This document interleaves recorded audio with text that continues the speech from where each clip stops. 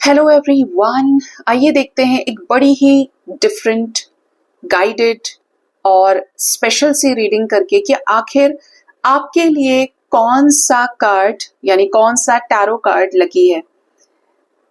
मैं इस shuffle deck से दो कार्ड्स निकालने वाली हूँ जो आपकी सिचुएशन में आपको गाइड करेंगे।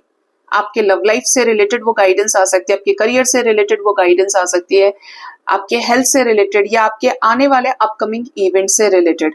ये ऑलरेडी शफल्ड है, ठीक है, और इसमें से मैं दो कार्ड्स निकालूंगी। This is card number 1 and this is card number 2। मुझे नहीं पता ये कौन से कार्ड्स हैं, ठीक है, लेकिन हम ये चीज से चेक करने वाले हैं कार्ड्स के जरिए कि कौन सा कार्ड आपके लिए लकी है और ये कार्ड किस तरीके से आपकी लाइफ को ट्रांसफॉर्म करने की ताकत रखता है, ठीक है।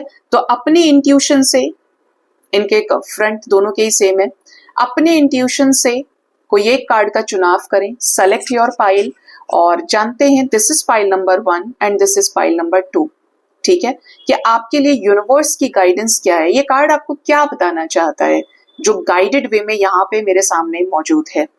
आप चाहें तो दोनों पाइल्स की रीडिंग को भी सुन सकते हैं। तो सबसे पहले पाइल को हम देखेंगे क्या कार्ड आ रहा है, द फूल। आप किसी ऐसे सिचुएशन में मुझे अटके हुए दिख रहे हैं जहां पे आप रिस्क लेने की कोशिश कर रहे हैं या आप ये चाह रहे हैं कि सामने वाला मेरे साथ नई शुरुआत करे, वो रिस्क ले। आप किसी न किसी ऐसे मजेदार में है, किसी न किसी ऐसे ऑब्स्टेकल वाले सिचुएशन में है जहां से आगे बढ़ना आपकी दिशा को बदलेगा, आपके एफर्ट्स के जरिए आपका डायरेक्शन बदले, आपकी जगह बदले, आपका रिश्ता बदले। ट्रांसफॉर्मेशन इन्वॉल्व है इस फूल की एनर्जी में। आने वाले समय में आप बहुत ही जल्द, within a week, within a day, 1 number की एनर्जी आप इसे कंसिडर करके चलना, क्योंकि इनिशिएटिव आप लेकर आगे बढ़ सकते हो। आप इस समय के दौरान कोई नई शुरुआत कर सकते हैं, या तो ये शुरुआत बहुत फोर्सफुली होगी, जैसे कि आपका अचानक से कहीं जगह से कुछ कैंसिलेशन हो जाए, आप डिसाइड करें कहीं और मूव करना। आपका कुछ ऐसा डिसाइड करना हो सकता है कि आपको किसी जॉब में स्टार्ट करना पड़े, किसी लव रिलेशनशिप में, या कहीं कोई रिश्ता लग जाए, आप मूव करेंगे आगे, ठीक है। इस टाइप की एनर्जी कि आप नया स्टार्ट करेंगे, नया कुछ फ्रेश स्टार्ट करें या कुछ नए पुराने रेपिटेटिव पैटर्न्स को ब्रेक करते हुए नई शुरुआत करें। यहाँ पर न्यूनेस है, छिलके उतर के बाहर आने की एनर्जी है, शेल से बाहर निकलने की एनर्जी है। अब डिवाइन आपको क्या गाइड करना चाहते हैं, जब लाइफ में बहुत सिचुएशंस ऐसी हो जाएं कि आपके पास कोई गाइडेंस नहीं है, you are into the pattern of overthinking, हमेशा ही सोच रहे हैं, बहुत सोच रहे हैं। अब ओवर थिंकिंग से तो कोई रास्ता निकलता नहीं है। इंट्यूशन कह रहा है कि तू करके देख इस काम को, तू रिस्क ले। तो आप उस वक्त थोड़ा बेवकूफ बन के रिस्क ले सकते हैं, जो चीज आपके इंट्यूशन से आपको गाइड कर रही है, ठीक है। प्री जजमेंट्स अगर बना रहे हैं तो रिस्क आप ले नहीं सकते, ठीक है। तो अगर किसी सिचुएशन में बहुत ज्यादा परेशान है, काफी समय से परेशान है, मैं एक दिन की परेशानी को नहीं मानती हूँ, 1000 बार कोई चीज आपके साथ हो रही है, पैटर्न्स में लूप बन बन के साइकिल्स में रिपीट हो रही है, you can take a risk now. आप रिस्क लीजिए, अपनी अंतरात्मा की आवाज को सुनिए, वो गलत नहीं होती है। सेकंड क्या है, अगर आपको कोई अपॉर्चुनिटी मिल रही है या आने वाले समय में मिलती है तो आपको कहा जा रहा है कि आप रिस्क लें, आगे बढ़े, तभी आप अपने पुराने पैटर्न्स को ब्रेक कर पाएंगे। यहाँ पर टेक एक्शन की एनर्जी है, थोड़ा सा बुद्धू बनना पड़ेगा। अगर किसी रिलेशनशिप में सफर कर रहे हैं, रास्ता बन ही नहीं रहा, बातचीत तो होती है पार्टनर से लेकिन रिश्ता अच्छा नहीं चल रहा है, तो थोड़ा बेवकूफ बनिए।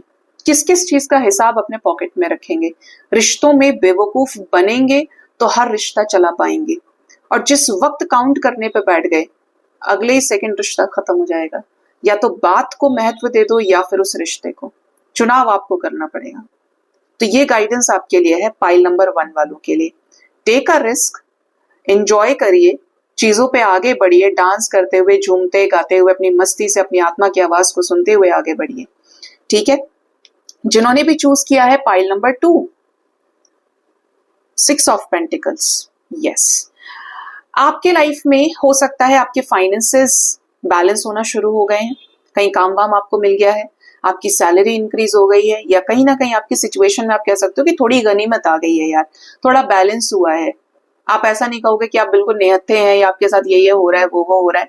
और आने वाले 6 डेज के अंदर भी आपकी लाइफ में बैलेंस क्रिएट हो सकता है in terms of money, in terms of emotions, in terms of opportunities. कहीं ना कहीं आप अपनी चीजों को बैलेंस करेंगे। यूनिवर्स भी आपके साथ न्याय करने के मूड में है। यहाँ तराजू देख रहे हैं, आपको देने वाला परमात्मा है, वो एक मीडियम है। आपको देने का, आपसे लेने का, बराबरी करने का काम, न्याय करने का काम ईश्वर का है।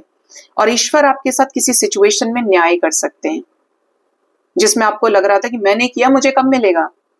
ठीक है, तो आपके साथ सिचुएशंस में न्याय हो सकता है। जॉबलेस है, जॉब मिल जाए, या आपको स्टाफ नहीं समझ रहा है, आपका बॉस आपको नहीं समझ रहे हैं, तो आपको वहां पर भी देखने को मिलेगा कि आपकी सिचुएशंस बैलेंस हो रही है या अब हालात थोड़े सुधर रहे हैं।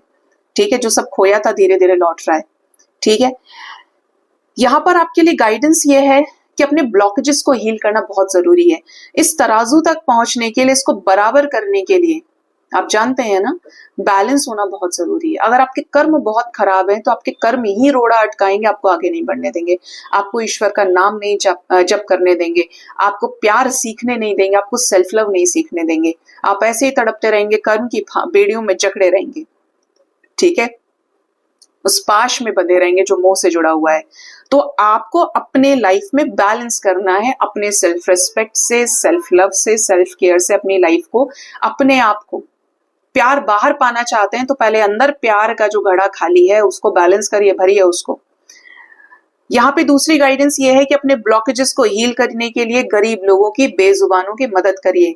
किसी के पास चप्पलें नहीं है, भाई स्लीपर्स दे दिए आपने, शूज दे दिए, खाना दे दिया, जानवरों की मदद कर दी। लेकिन अगर उसका हिसाब किताब भी रखेंगे, मैंने तो ये कर दिया, मैंने तो वो कर दिया, तो मैंने आपको बोला, आपको देने वाला भी और आपसे लेने वाला भी, आपके साथ न्याय करने वाला और किसी दूसरे के साथ, जीव के साथ न्याय करने वाला भी, ये जो तीसरा शख्स है, ये जो परमात्मा है, इनकी स्ट्रैटेजीज का प्लान है। देख रहे हैं यहाँ कितने सारे पेंटिकल्स है, 6 पेंटिकल्स है।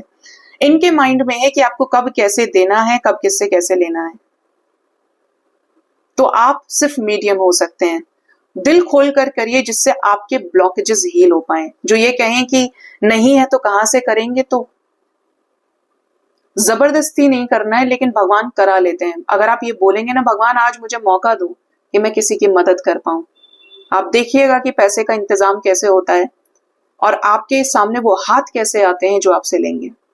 This is totally miraculous and based on divine blessings, क्योंकि इससे आप अपने ब्लॉकेजेस हील करेंगे, आप अपनी ब्लेसिंग्स को अनलॉक करते हैं।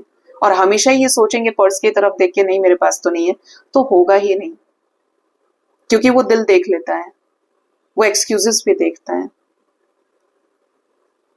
ठीक है, तो बराबरी रखिए इमोशंस में, प्यार में। और बराबरी कैसे, पहले बराबरी अपने से शुरू करिए।